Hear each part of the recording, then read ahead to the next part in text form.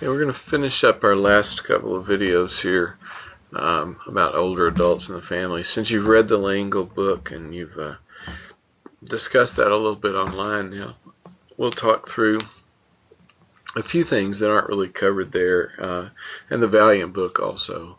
Some of these things might be kind of repetitive, but some of them might be a little bit different. So some basic issues to think about when we start dealing with the topic of older adults.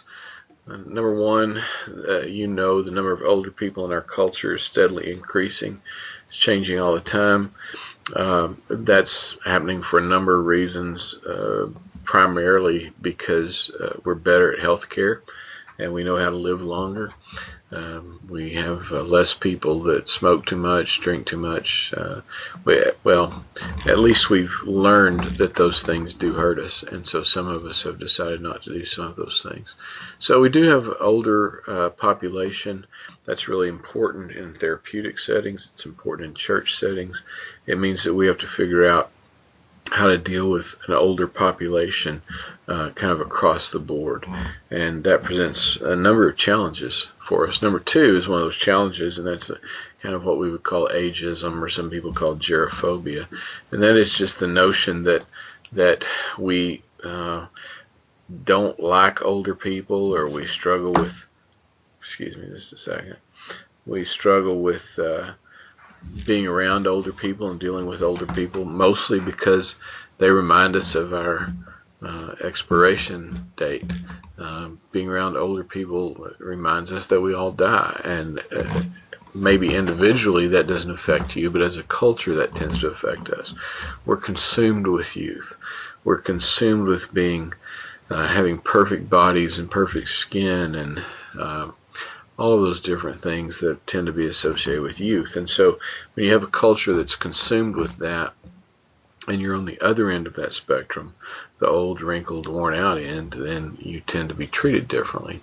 So one of the real basic things we can think about in terms of our careers and our jobs that we do, and our therapeutic selves, is to think in terms of doing whatever we can to decrease ageism and to decrease these negative ideas and negative treatment of older folks. One of the things that's kind of true about the beginning, at least, of older age is dealing with that sense of an empty nest. What happens when your kids are gone? That typically happens to us in what we think is middle age, but it's one of those things that kind of signifies the beginning of the older part of our life. And sometimes we have all that middle age crisis kind of stuff that happens to us, although that's a little bit of a myth. But the empty nest syndrome is very often the beginning of that. It's important to us as therapists or pastors or ministers because it sometimes presents a real difficulty for couples, and sometimes we don't address, or we're afraid to address, or we don't give opportunities for people to address what happens to them when all of a sudden these two people are in a house by themselves trying to build a life by themselves, and maybe they haven't done that for the last 20 or 30 years because they've had children there. Fourth thing is retirement. Retirement is changing a little bit, and in a lot of places now we can work longer than we used to be able to work, but retirement presents a challenge for people. A lot of people think about retirement as this kind of wonderful thing that's going to happen to us, and we're going to be so happy and so free, but then sometimes when it comes time to retire, we don't know what to do with ourselves, and rather than being happy and free, we're kind of depressed and bored. Grandparenting is an issue. Too many people now don't have the chance to grandparent like they thought they were going to, because their kids move back home or they need to be involved in childcare and those sorts of things. So grandparenting for a lot of people is something that becomes kind of like being a parent again, and that's a big issue that changes your life if you're 60 or 70 years old and you've got to take care of kids again because your son or daughter has moved back home, or they live close and they've asked you to keep their kids, or things like that. And then illness and chronic illness, things that we always deal with. in older age, and finally the concept and the problems and all of the things associated with death and widowhood, being left by yourself once your spouse dies. So we'll try to talk through some of those things and a few other things. Now those all sound a little bit negative. Some of the things that we want to try to think about in terms of changing the way we think about old people is to think about some of the positive aspects and the strengths of getting older. Some of these are kind of mythical, but some of them are really true.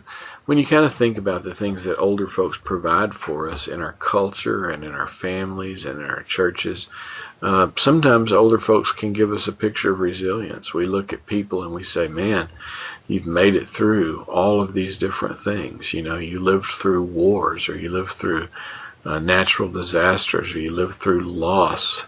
You live through changes. You live through seeing our country or our culture or our society go through lots of stuff, and you're still here and you're still okay. So, you know, older folks can give us a picture of resilience, and that's a good and healthy thing. They show us that we can make it through things. Sometimes older folks give us a sense of wisdom. Now, you've read, and you probably know that wisdom being associated with just being old is not really an accurate idea. Wisdom is really associated with just being wise. And the truth is, if you're not very wise when you're young, you don't become this wise old person. But if you are wise when you're young, as you get older, you do develop some sense of knowing sometimes things that younger people don't know.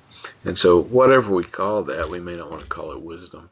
It sometimes is valuable to us. We might call it the wisdom of experience, and you certainly don't have that so much when you're young. So sometimes old folks provide that. Sometimes they provide maturity and mellowness for us. That sometimes the mellow thing that happens to us as most of us age, most of us become a little bit less fiery and a little bit less wound up. We relax a little bit. We become a little more mellow in our views of things. That can be a helpful thing that older folks provide for us. Now, of course, you can have that grouchy, grumpy old person, you know, that old man screaming for the kids to get off his grass. Well, that happens. But it's also true that there are a lot of older folks who, as they age, become more mellow and more easygoing, and they quit fretting over the little stuff, and they pay more attention to the things that are really important. And that can be a good contribution to our culture and our families. Older people also provide life review. They give us a chance to look back. They give us a sense of where we came from, of what our family means, what our history means. And that sometimes is a really cool thing.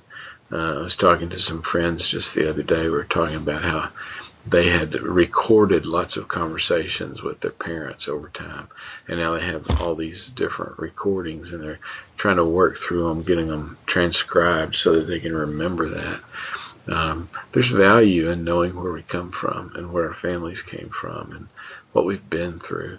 And if you haven't ever done that, if you haven't ever kind of had a chance to dig into your family's history or your family's past, I would encourage you to do that. I think it's a really healthy thing to do, and sometimes a really fun thing to do. And almost always when you do that, you learn stuff that you didn't think, or you learn things that you did not know about yourself and about your family.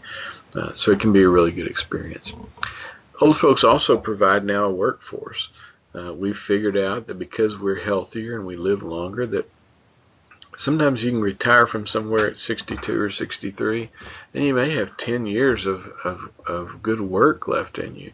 And there are lots of things. You know, we have the stereotypical Walmart greeters, but there are a lot of different places where older folks can work now. Even provide volunteer workforce, and that's become an important thing in our culture. And also, older folks sometimes kind of provide us that sense of home. Most of us, when we think about where we go for home, where we go for the holidays, very often it's associated with somebody who we would consider a senior adult, grandparents, maybe our parents. And I think that's a good thing, that is provided by that older generation. It's something that we really don't get much except from those people. A little exercise you might try just for a minute is to kind of stop here and look at this. This is something that maybe can help us kind of just get a simple grip on how do we feel about being old? How do you feel about old people? How do you feel about growing old? So sometimes I have people just do this thing right here. Think about 5 words that you associate with old people. Very often those words might be negative, but they may not. You could then think about 5 things that you think will be really difficult about getting old. Most of us have those in our head. And then maybe think about 5 things that you think will be really good about getting old. And you can kind of just stop for a minute and do that, just to kind of think about what's in my head, what do I start to think about when I think about older adults, and even the prospect of me getting old and what that's going to mean. So we'll stop here for a minute, and you can do that and go on to the next one.